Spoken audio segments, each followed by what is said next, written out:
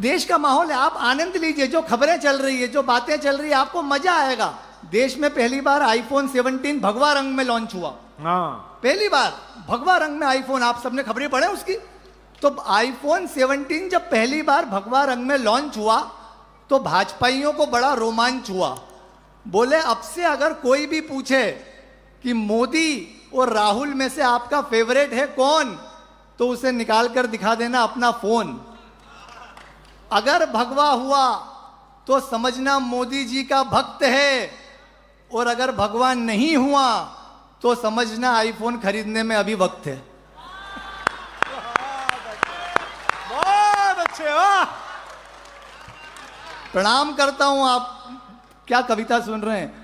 तो समझना आईफोन खरीदने में अभी वक्त है। मैंने कहा ये क्या बात हुई? फिर किस फोन का मतलब होगा कि राहुल जी पसंद है? बोले ऐसे फोन मार्केट में मिलना बंद है।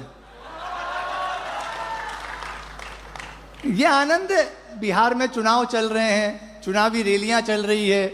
आप सब जानते हैं कि लालू यादव जी के 9 बच्चे हैं, है ना? 2 बेटे हैं, 7 बेटियां हैं। उसमें से सबसे छोटे हैं तेजस्वी यादव। बिहार चुनाव के प्रचार में मुझे मिले तो मैंने उनसे पूछा, मैंने कहा तेजस्वी भैया आपने 9th क्लास तक पढ़ाई की, 9वीं के बाद आपने पढ़ाई छोड़ दी, ऐसा क्यों? बोले ये हमारी खानदानी परंपरा है, 9 के बाद पिताजी भी रुक गए थे।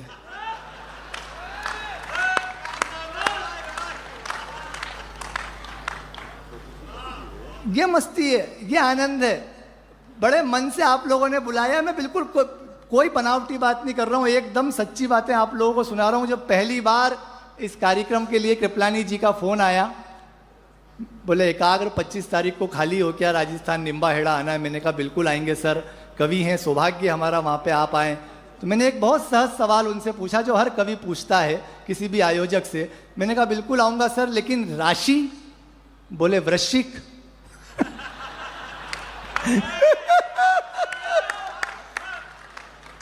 मैंने कहा सर मैं आपकी राशि नहीं पूछ रहा, मैं मेरी राशि पूछ रहा हूं। बोले तुम्हारी शायद वृषभ होगी। मैंने कहा सर मैं कार्यक्रम की राशि पूछ रहा हूं।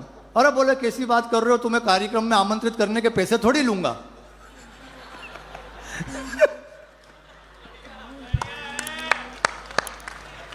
मैंने कहा सर लेकिन मैं तो सुनाने और आने के लूंगा। अच्छा कितने लोग हैं? अब इतने बड़े व्यक्ति से अपन क्या बोले? तो मैंने कहा सर आप जो भी आप सोच रहे हैं, जो भी आपने सोचा होगा, उससे भी 2000 कम दे दीजिएगा। बोले ठीक है फिर तो आ जाओ। मैंने 2000 ही सोचे थे।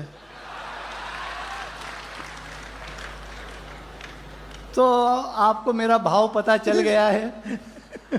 फिर भी मजेदार व्यक्ति है। मैंने यहाँ आने के बाद सहज भाव से उनसे पूछ लिया, मैंने कहा कृपलानी जी जो भी आप पेमेंट दोगे वो कैश में दोगे या चेक दोगे कार्यक्रम के बाद?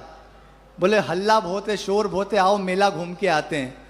तो मुझे वो बड़े वाले झूले में बिठा के सबसे ऊपर ले गए और सबसे ऊपर ले जाकर के झूला रोक दिया। और वहां मुझसे पूछा, बोले तुम नीचे क्या पूछ रहे थे? मैंने कहा भैया मैं समझ गया। मैंने कहा भैया मैं ये पूछ रहा था कि मुझे आपको पेमेंट चेक से देना है कि कैश में?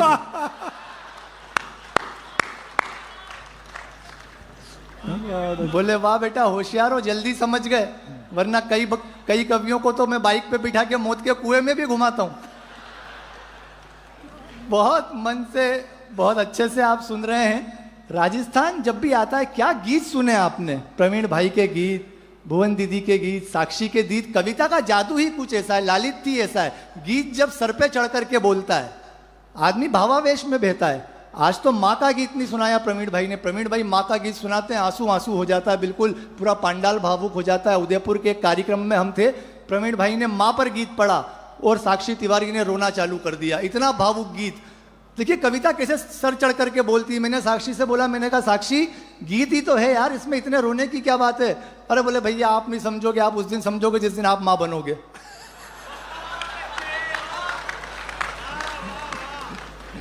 मैं ये दीपक भैया की भाषा का जादू, मेवाड़ी का जादू जो आपने सुना, वाकई में मैं प्रणाम करता हूँ आप लोगों को, आपकी भाषा संस्कृति को।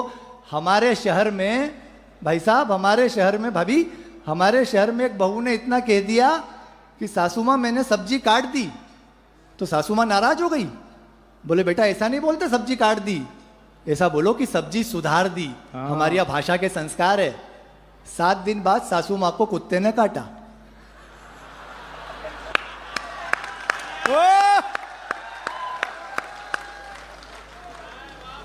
हाँ देखो कितना मजा आया भाभी को सास सुधरने में।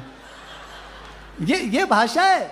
जिस ठाठ से स्वर्ग लोक में देवेंद्र रहते हैं, जिस ठाठ से स्वर्ग लोक में देवेंद्र रहते हैं, जो शोभते शिव के गले में नागेंद्र रहते हैं। बताना मेवाड़ वालों, जो शोभते शिव के गले में नागेंद्र रहते हैं, उसी भांति बसती है मेवाड़ी राजस्थानी हिंदी मेरे दिल में, जिस भांति हनुमत हृदय में राघवेंद्र रहते हैं। जिस भांति हनुमत हृदय में राघवेंद्र रहते हैं। राजस्थान आओ, अभी सबने कहा ना शौर्य की धरा, पराक्रम की धरा, वीर भूमि। वाकई में यहाँ से जाओ तो इतनी वीरता अंदर आ जाती है, इतने किस्से, इतनी कहानी, इतनी कविताएं। मोहित शौर्य ने इतना जोश जगा दिया कि कुछ दिनों तक इसी का आभा मंडल रहता है कि वीरता से बात करो, किसी से भी हो वीरता से बात करो। मैं घर गया, मेरी पत्नी ने, मैं उदयपुर में कार्यक्रम करके गया था, तो मेरी पत्नी ने मुझसे पूछ लिया, बोले अगर मैं कुछ दिन तुम्हें घर में न दिखूं तो तुम्हें कैसा लगेगा।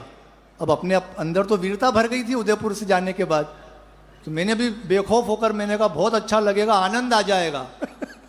सोमवार को वो मुझे घर में नहीं दिखी, ट्यूसडे निकल गया, वेडनेसडे निकल गया, वो मुझे नहीं दिखी। गुरुवार को जब मेरी आंख की सूजन कम हुई,